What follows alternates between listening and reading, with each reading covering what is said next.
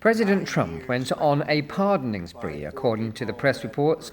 Crimes such as defrauding the federal government to drug and theft charges were pardoned.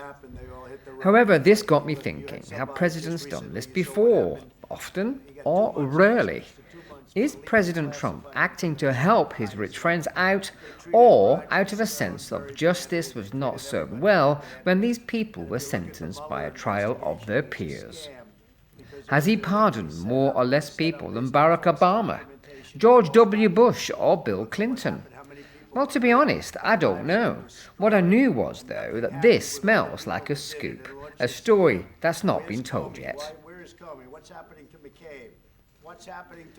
I began my investigations wondering if history would portray President Trump as a self-serving businessman, pardoning people he knows or likes, or as a hard president, correcting injustice on the advice of his administration. But let's start at the beginning, when this story first hit the newsstands. The US President Donald Trump pardoned 7 people on Tuesday, February the 18th, including former junk bond king Michael Milken and former New York Police Department Commissioner Bernard Kerik. He also commuted the sentence of Rod Blagojevich, the ex-Illinois governor convicted of trying to peddle Barack Obama's vacated US Senate seat.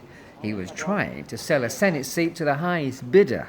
The people affected by the presidential pardons range from those charged with defrauding the federal government to drug and theft charges. So serious charges then.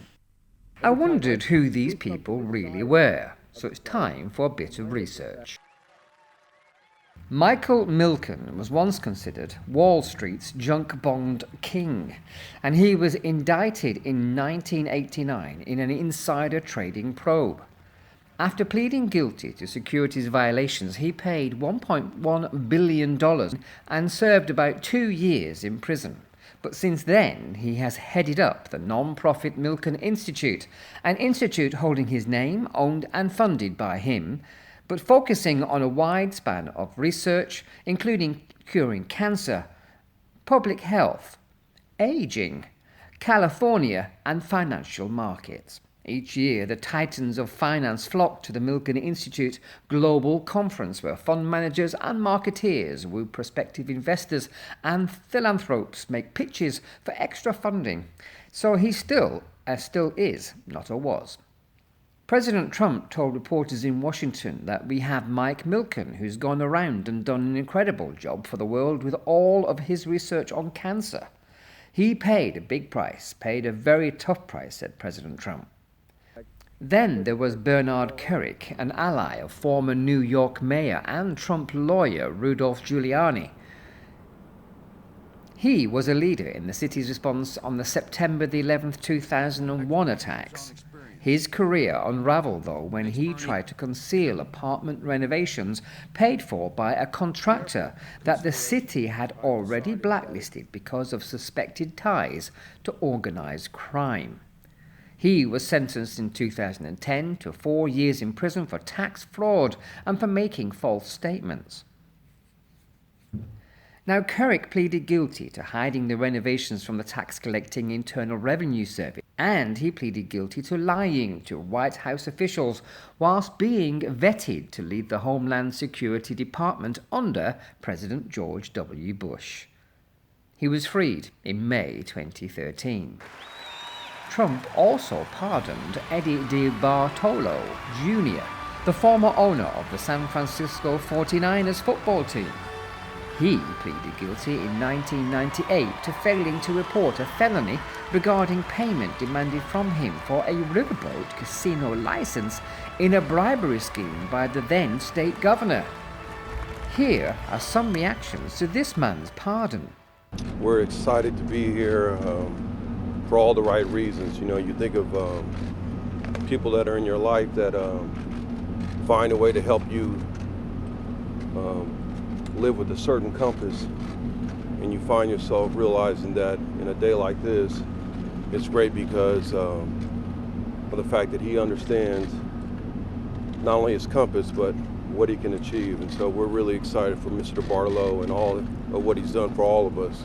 And he's just been an incredible friend, an incredible owner, and we'll always be indebted to him. And you know, the elephant in the room is, you know what, we all make mistakes. And today, the president cleared that mistake from him. I stand proud to be here to support Mr. D. Well, 30 years ago, I got the opportunity to play the greatest game ever, NFL football, and it was because of Eddie DeBarlo and also Bill Walsh in that organization. And it was all about family. That's really what they stood for. And that's the reason why I think we won so many championships in so many ball games. So Eddie was like that 12th man that was on that football field. And you know that this guy, you know, he wanted us to win. And I think he's the main reason why we won so many Super Bowls. So today is a great day for him. I'm glad to be here, be a part of that. And, you know, it's just something I'll never forget. You know, this man, he has done so much in the community, has done so much in NFL football, and today is a great day for him.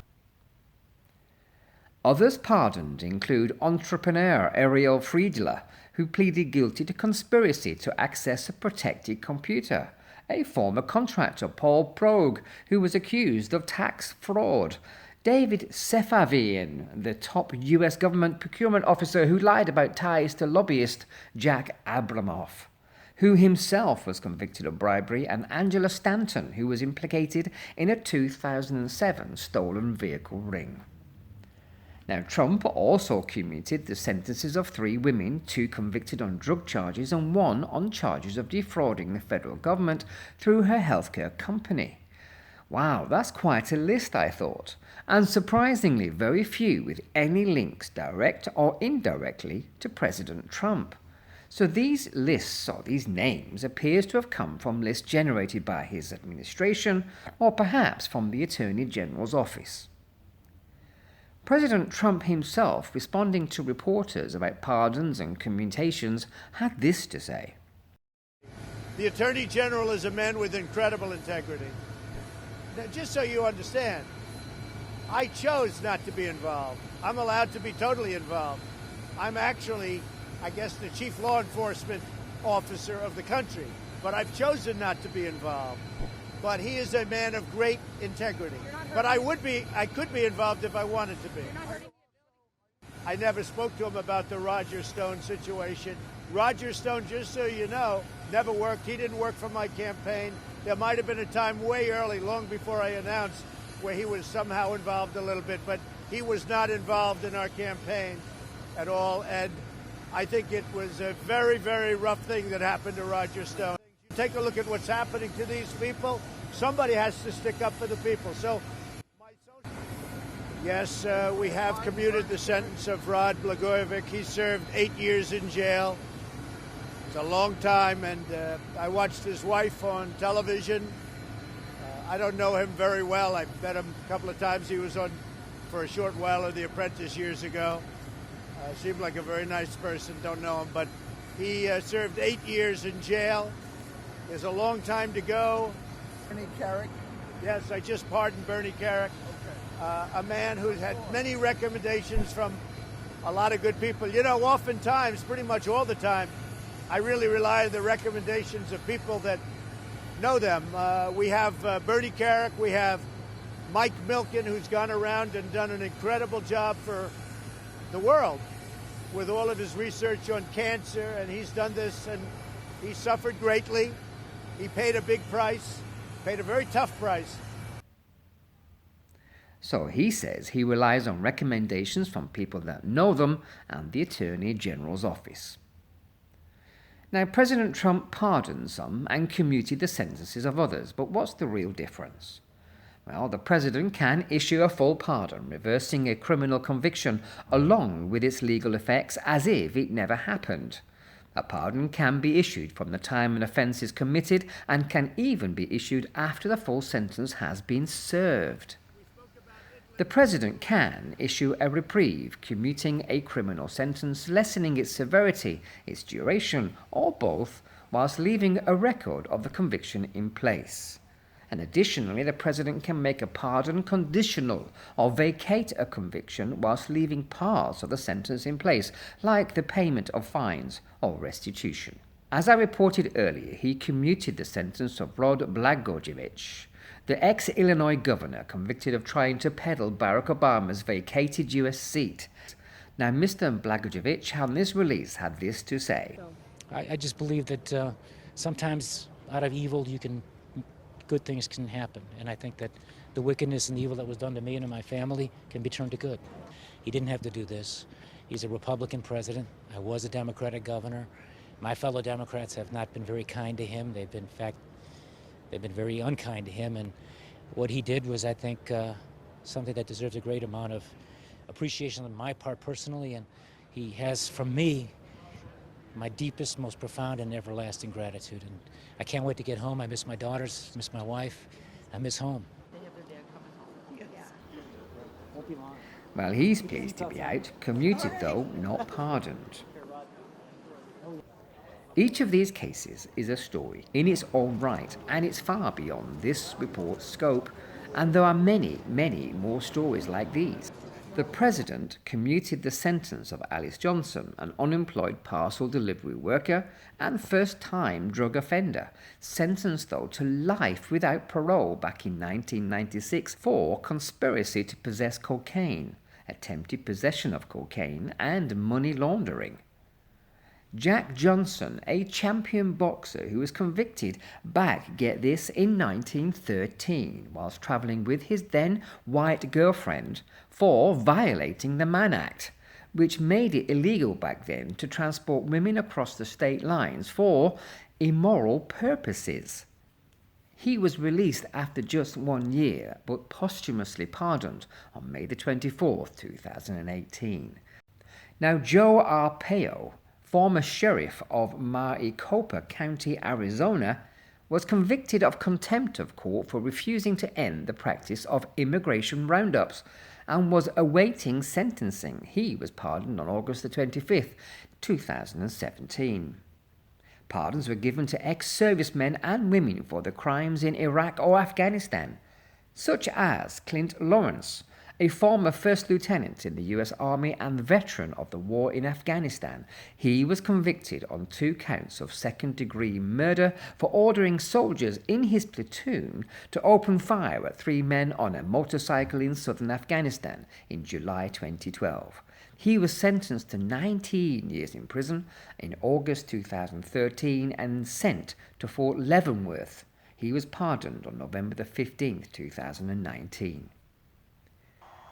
Now, as of February the 18th, 2020, the Republican President Donald Trump has issued 19 pardons and 7 commutations. I can't find any direct links to President Trump in all but 2, and those links are tenuous at best.